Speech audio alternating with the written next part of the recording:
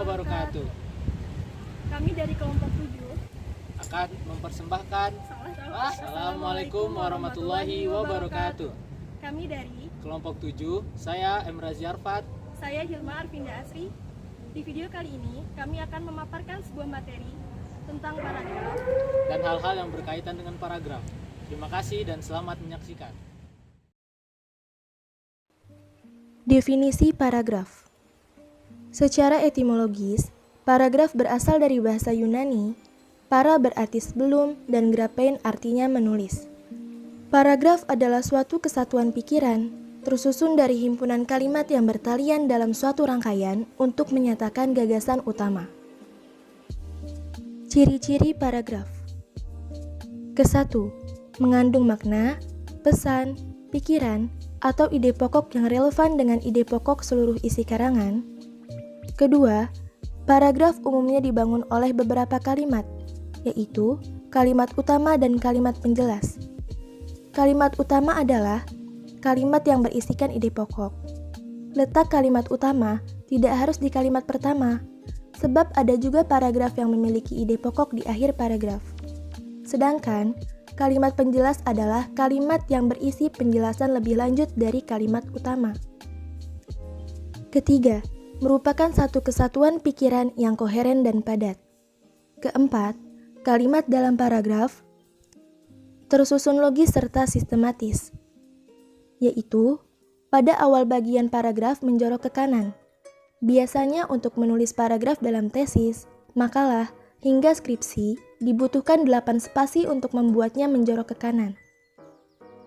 Ciri-ciri yang lain yaitu diawali dengan huruf kapital pada awal kalimat dan diakhiri dengan tanda titik di akhir kalimatnya.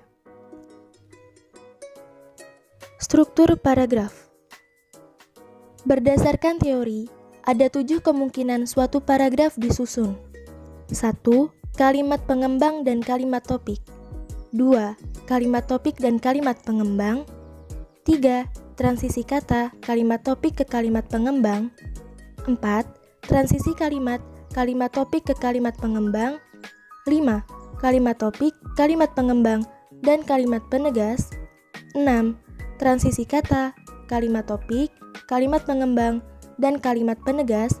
Dan yang ketujuh, transisi kalimat, kalimat topik, kalimat pengembang, dan kalimat penegas. Topik yang dimaksud dalam beberapa poin tersebut adalah pokok paragraf. Pokok paragraf adalah ide atau gagasan yang digunakan untuk membuat kalimat-kalimat berikutnya. Unsur-unsur paragraf. Unsur-unsur paragraf terdiri dari 4 elemen. Pertama, topik atau gagasan utama. Kedua, kalimat utama. Ketiga, kalimat penjelas atau kalimat pendukung. Keempat, konjungsi. Topik atau gagasan utama adalah tema pokok pembahasan dari paragraf tersebut. Sedangkan kalimat utama adalah kalimat yang menjadi pokok pembahasan dari paragraf tersebut, yang nantinya akan menjelaskan dan menjabarkan kalimat utama. Konjungsi merupakan penghubung antar kalimat. Syarat-syarat paragraf. Pertama, koherensi antar kalimat. Koherensi berarti kepaduan. Suatu paragraf yang efektif mensyaratkan bahwa antara satu kalimat dengan kalimat lainnya harus padu atau bisa dikatakan tidak random. Kedua, kohesi antar kalimat.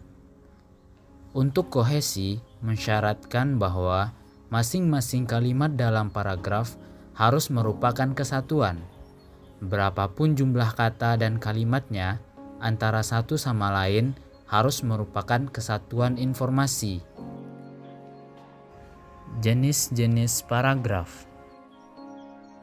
1. Paragraf deduktif. Paragraf deduktif adalah paragraf yang gagasan utamanya terletak di awal kalimat paragraf. Sedangkan kalimat setelahnya merupakan penjelas untuk mendukung gagasan utama. Gagasan utama atau ide pokok biasanya berupa pernyataan umum. Kedua, paragraf induktif. Berlawanan dengan paragraf deduktif, gagasan utama pada paragraf induktif berada di akhir kalimat dalam paragraf. Paragraf ini diawali dengan penyebutan peristiwa khusus atau penjelasan yang berfungsi sebagai pendukung gagasan utama. Ciri lain yang menandai kalimat induktif adalah penggunaan konjungsi jadi, akhirnya, akibatnya, oleh karena itu, maka dari itu, berdasarkan uraian di atas, dan dengan demikian, konjungsi tersebut menunjukkan kesimpulan atau relasi sebab akibat. Ketiga, paragraf deduktif induktif. Paragraf deduktif induktif disebut juga paragraf campuran. Letak gagasan utamanya terdapat pada bagian awal dan akhir paragraf.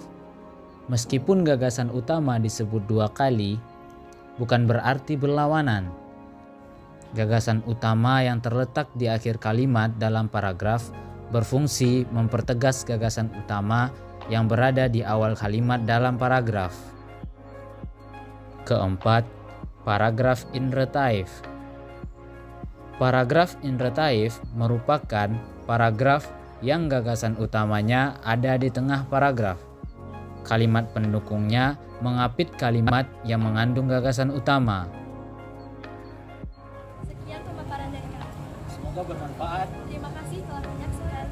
Sinajib di atas batu. Wassalamualaikum warahmatullahi wabarakatuh.